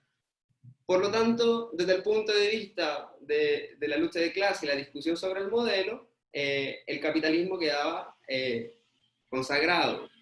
Entonces uno podía identificar que como eje olvidado del estudio del conflicto estaba cuál era la respuesta del bloque en el poder y los efectos de la institución desde el punto de vista de la profundización o consolidación o transformación de las reglas básicas de acumulación. Y en el ciclo previo al 18 de octubre, en casos como por ejemplo el movimiento estudiantil, que generaba como respuesta del bloque del poder educación gratuita, que desde el punto de vista económico, mano de obra calificada, financiada con recursos públicos, a través de instituciones desreguladas, y además financiada privada con lucro, era una profundización de la regla del juego capitalista. Y así uno podía hacer el recorrido por distintos conflictos y desde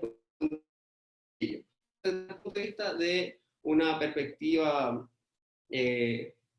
académica pero política, me interesó la relación entre conflicto social y capitalismo para identificar esto dentro de un campo más estructural del conflicto y lucha de clases. Caribe. Hola. Primero, ¿cómo la mediación en estos procesos como de conflictividad? Es que será la pregunta, ¿cierto? Primero, como destacar qué entendía yo, o sea, como que se entiende por contradicciones del capital. Primero es como decir, como que el capital como sistema no está exento como de conflictos dentro de sí, y hay conflictos del capital que son propios de la configuración del capital, como por ejemplo la relación del Estado y el capital, la relación capital-trabajo, o la relación capital-propiedad privada. Y dentro de todo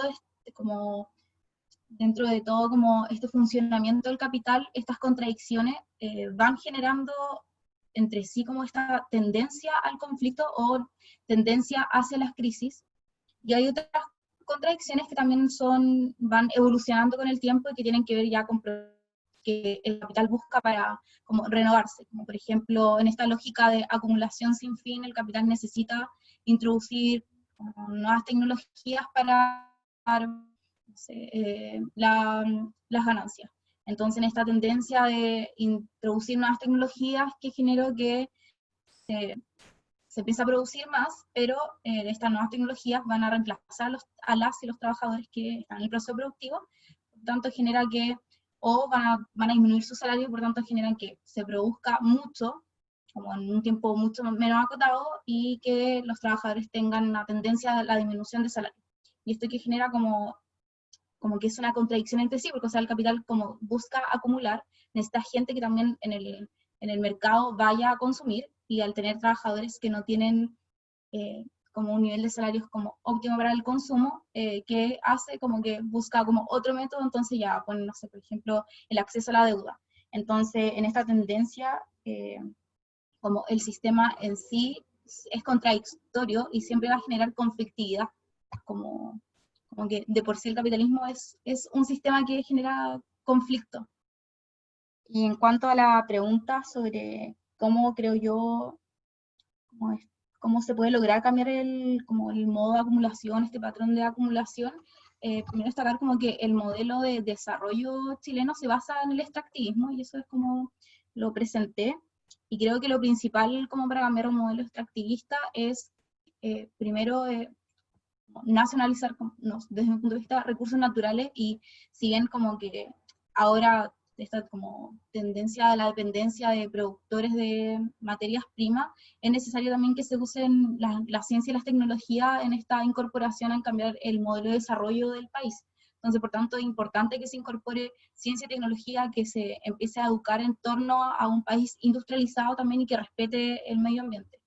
Entonces, yo creo, y como que soy súper optimista de esos procesos, y creo que se pueden hacer como cambios en el modelo productivo del país, y que igual es tarea como de la presión, como de partidos políticos que tengan un enfoque transformador, que busquen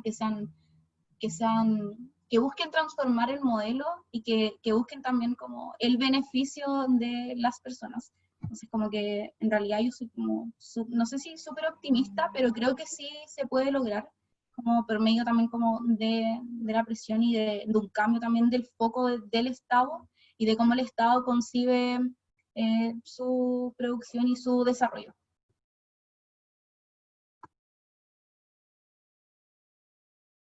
Bien. Igor. Bueno, gracias.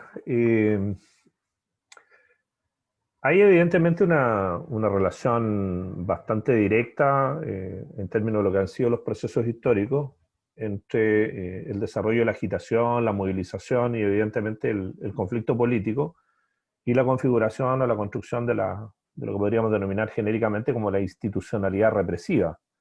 Y esto efectivamente lo podemos observar precisamente a propósito de lo que señala Karime, en esta suerte de transición que opera entre un sistema económico centrado en la explotación de recursos naturales a otro que apunta básicamente hacia la configuración de un modelo de industrialización hacia la década de los 30, y que es el que da origen a la normativa inicial que luego va a cristalizar en la Ley de Seguridad Interior del Estado, esta que se sigue utilizando con bastante recurrencia hasta el día de hoy.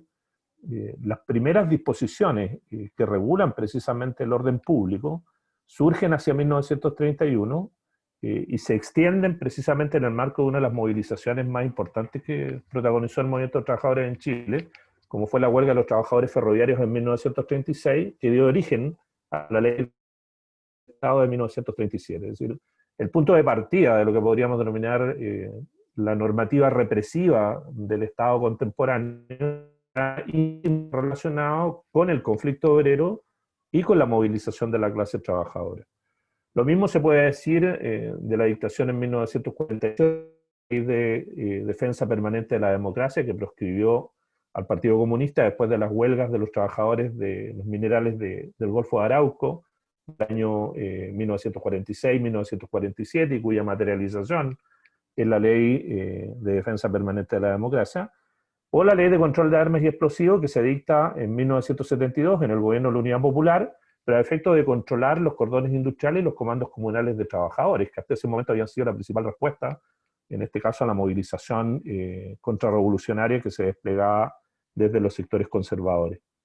Y algo similar podemos establecer respecto de la ley antiterrorista del año 1984, que coincide con la fase no solo más ascendente en la movilización de masa contra la dictadura, sino que con el despliegue más intenso de la lucha de las organizaciones armadas en nuestro país, digamos. Lo que habría que preguntarse, por lo tanto, en este minuto, ¿a qué responde la ley antibarricada y la ley antisaqueo del 2020? Y evidentemente que la respuesta más explícita, digamos, es al estado de desarrollo que ha venido experimentando precisamente la movilización popular en contra del actual sistema de dominación. Por lo tanto, lo que me interesa enfatizar a partir de esto es que es un mito que en un momento determinado se desarrolló profusamente desde no solo la historiografía, sino que también desde la divulgación en el plano más general, esta idea de una suerte de gran estabilidad del sistema político chileno, por una parte, cosa que no es efectiva, y en segundo lugar, de que las herramientas a las cuales ha recurrido sistemáticamente la democracia a efectos de resolver o corregir las situaciones de conflicto han sido las herramientas propias del diálogo, del consenso y por lo tanto de la atención de las demandas de los sectores populares. La represión ha sido una herramienta recurrente y junto con la dictación de esta normativa represiva está el accionar represivo por parte del Estado, la matanza de la Plaza Bulnes de 1946, la matanza, en este caso que siguió a la revuelta de la Chaucha del 49, la matanza en Santiago de Valparaíso del 57 en el marco de la huelga general de abril de ese año, la matanza de la población José María Caro del 62, la matanza del Mineral El Salvador del 66, la matanza de Pampirigoyen del 69, son el correlato de una u otra manera, se corresponde a su vez también con el despliegue, en este caso, de la normativa represiva que el Estado ha utilizado regularmente para acercar, neutralizar y eventualmente aplastar el desarrollo de la movilización popular. Por lo tanto, no debiera sorprendernos que hoy día se dicte una normativa como la que mencioné recién, la ley antibarricadas y la ley antisaqueo, y que a su vez también el Estado despliegue a los organismos de seguridad, ya sea policía o el ejército, a efectos de aplastar la movilización popular. Y eso me permite, a su vez, relacionar esta reflexión con la pregunta de Roberto. Creo que, si bien el modelo económico neoliberal está aún en una situación de plena vigencia, y esa vigencia está estrechamente relacionada con una situación de hegemonía que ha venido ejerciendo a escala global, a lo menos, reitero, desde el consenso de Washington del 2009, no es menos efectivo que a partir de la crisis de 1990 y con mucha mayor intensidad a partir de la crisis de la burbuja inmobiliaria, digamos, norteamericana del 2008, ese sistema ha experimentado un importante grado de resquebrajamiento.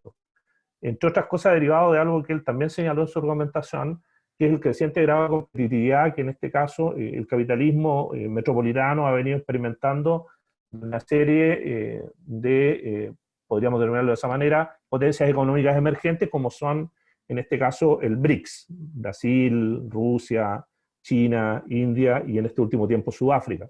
Por lo tanto, al interior del sistema capitalista global, si bien el modelo hegemónico sigue siendo el neoliberalismo, hay un grado de conflictividad mucho más intenso de aquel que existía hacia fines de los 80 y comienzos de los 90. Y eso acompañaba una serie de crisis que de una u otra manera han marcado un importante grado de erosión y resquebrajamiento al interior del mismo. La crisis del 97, la crisis del 2008 y sin lugar a dudas la crisis propiciada por la pandemia al día de hoy. Supone eso, en una lectura mecánica, evidentemente, que el capitalismo está a puertas de un nuevo colapso, como en más de algún momento el estructuralismo lo diagnosticó. Es probable que no, digamos.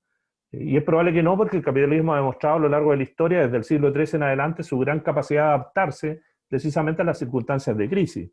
Pero eso no depende única y exclusivamente de la reconstrucción de un consenso a nivel de las élites capitalistas, y estoy pensando fundamentalmente en los grandes grupos económicos o en las grandes transnacionales a escala global, sino que supone también un importante consenso a nivel político. Y es un consenso político que hoy día, no solo en Chile, sino que en América Latina, incluso en Estados Unidos, está resultando tremendamente complejo de alcanzar para quienes representan precisamente los intereses del capitalismo a escala global. En ese sentido, la crisis económica no puede ser vista por separado de la profunda crisis política.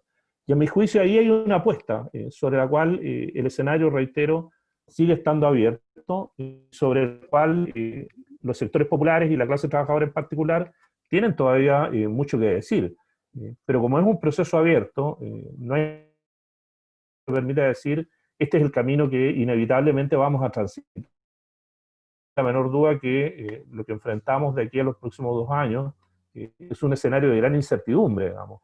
Y en ese escenario de incertidumbre yo trato de no ser pesimista ni optimista, sino que trato de ser lo más racional posible a objeto de observar las señales que entrega la crisis actual que estamos teniendo a ver, digamos, que nuestros niveles de fragmentación, nuestros importantes déficits en materia de definiciones programáticas y definición de herramientas estratégicas para enfrentar la situación de crisis, nos juega en contra, a propósito de lo que Roberto señalaba, que es la posibilidad real de ir configurando, construyendo una alternativa al modelo, ¿no?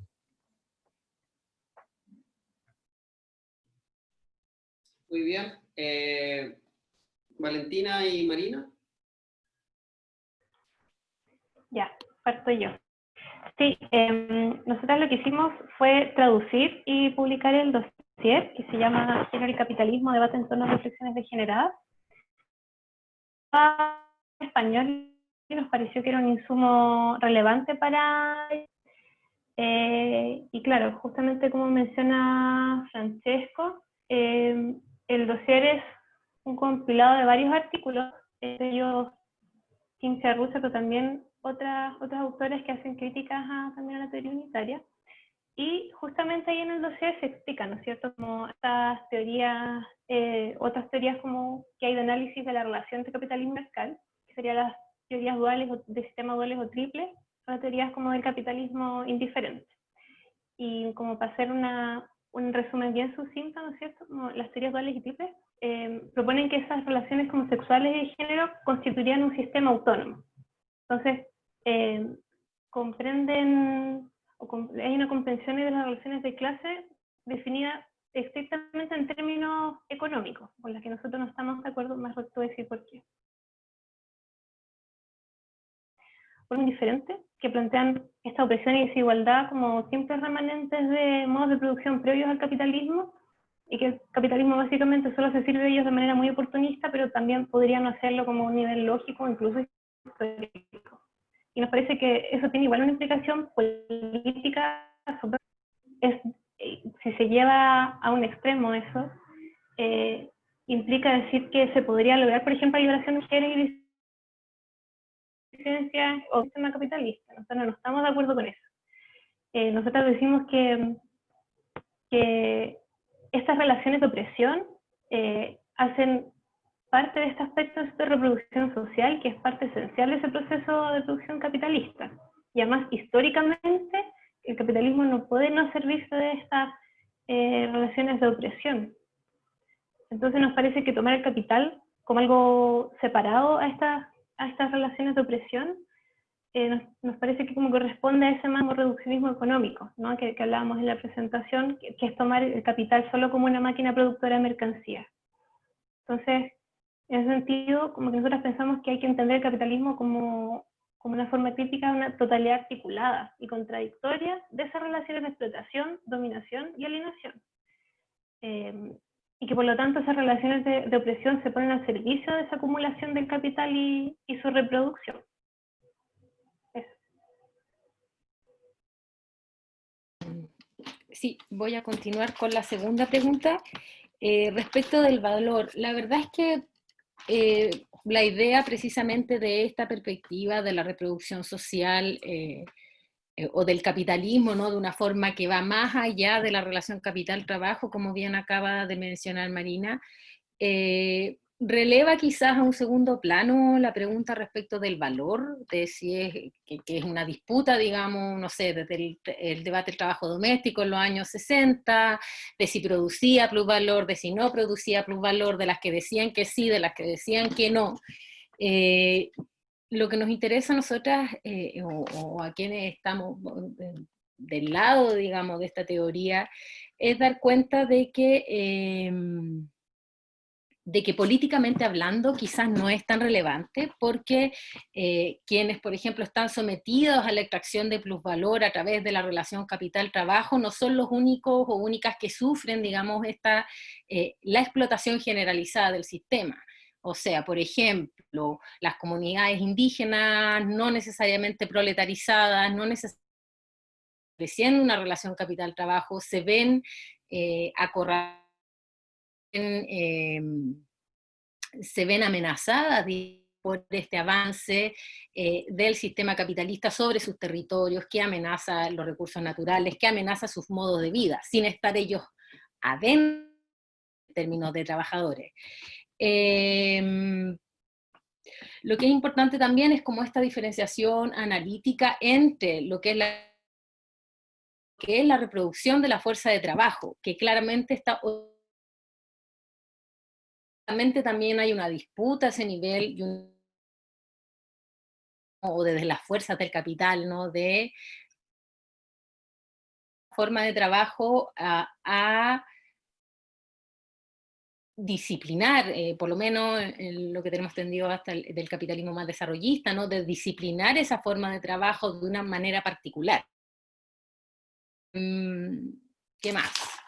Respecto del sueldo del trabajador, considera a su familia, tenemos que hacer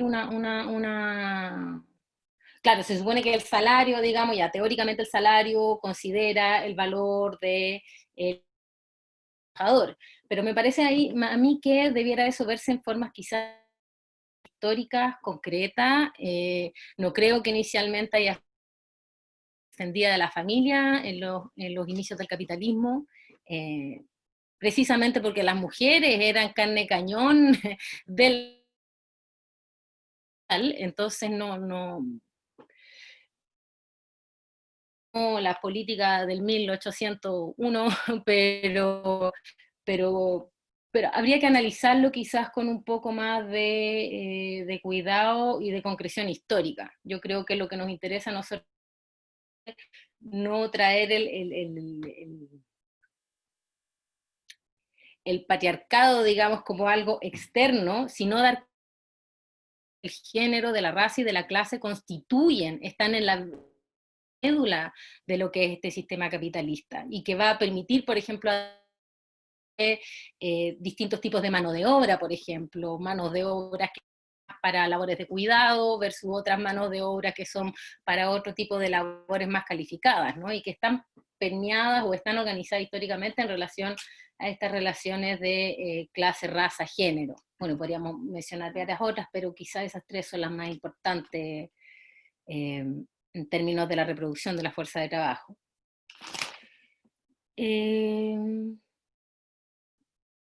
Eso.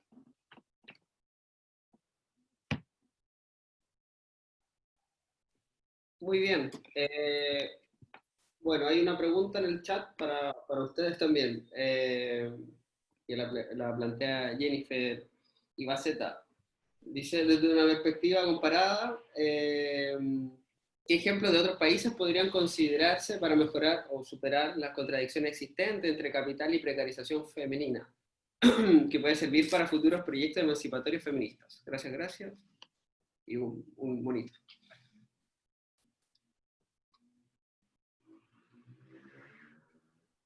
Es para ustedes, claramente. Bueno, yo no sé si Valentina está de acuerdo con esto que voy a decir.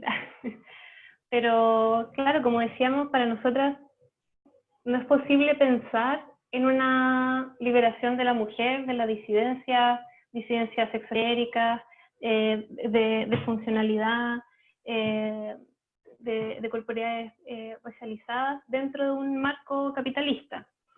Por lo tanto, no se me ocurre en este minuto algún país que pueda servir quizás como ejemplo como de resultados, por así decirlo. Sí, es que yo creo que pensando como desde una perspectiva como de la totalidad, ¿no? Quizá incluso yo creo que la categorización o la división o la delimitación de lo nacional viene a ser algo bastante problemático, yo creo, para nosotras. Por ejemplo, pensando en las cadenas globales de cuidado, ¿no?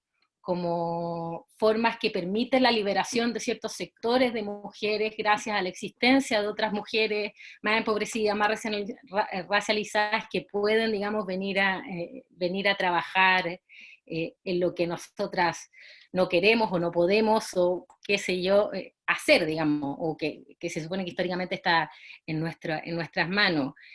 Tampoco tengo ejemplos concretos, yo más bien pensaría que tendríamos que discutir este problema de las naciones y de nuestra posición en el capitalismo global, ¿no? Más que pensar, por ejemplo, no creo que haya una política de género específica, pensando en gender, o pensando en el género de la institucionalidad que pueda sortear esta contradicción. Yo creo que son las políticas de género que conocemos,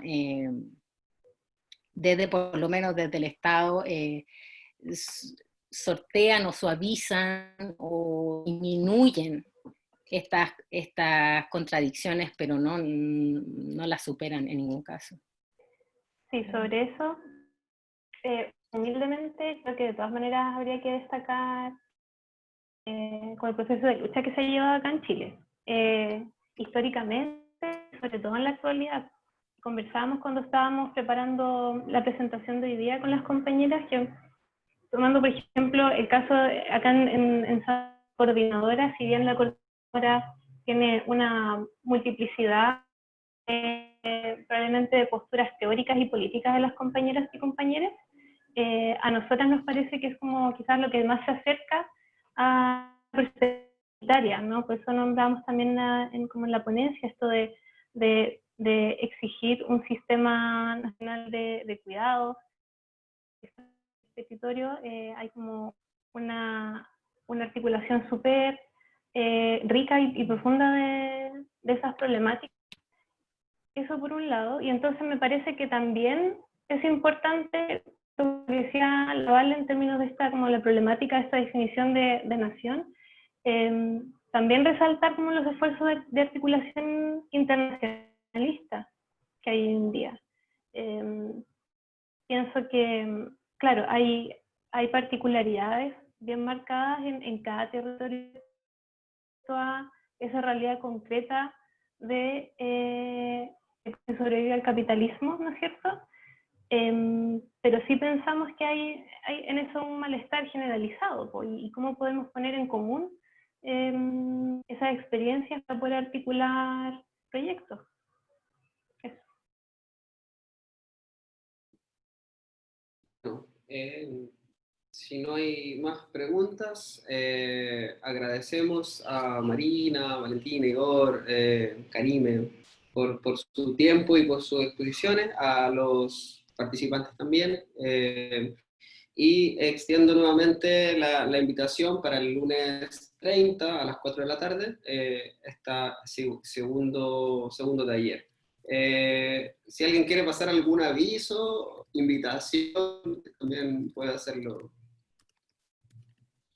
Bueno, yo le comento al Francesco que tenía que salir relativamente luego, porque ahora a partir de las 7 de la tarde tenemos un taller de discusión con Julio Pinto Vallejo, Premio Nacional de Historia del año 2016, que realizamos como Centro de Estudios de la Izquierda y la Clase Trabajadora, a través del Facebook Live de resumen.cl.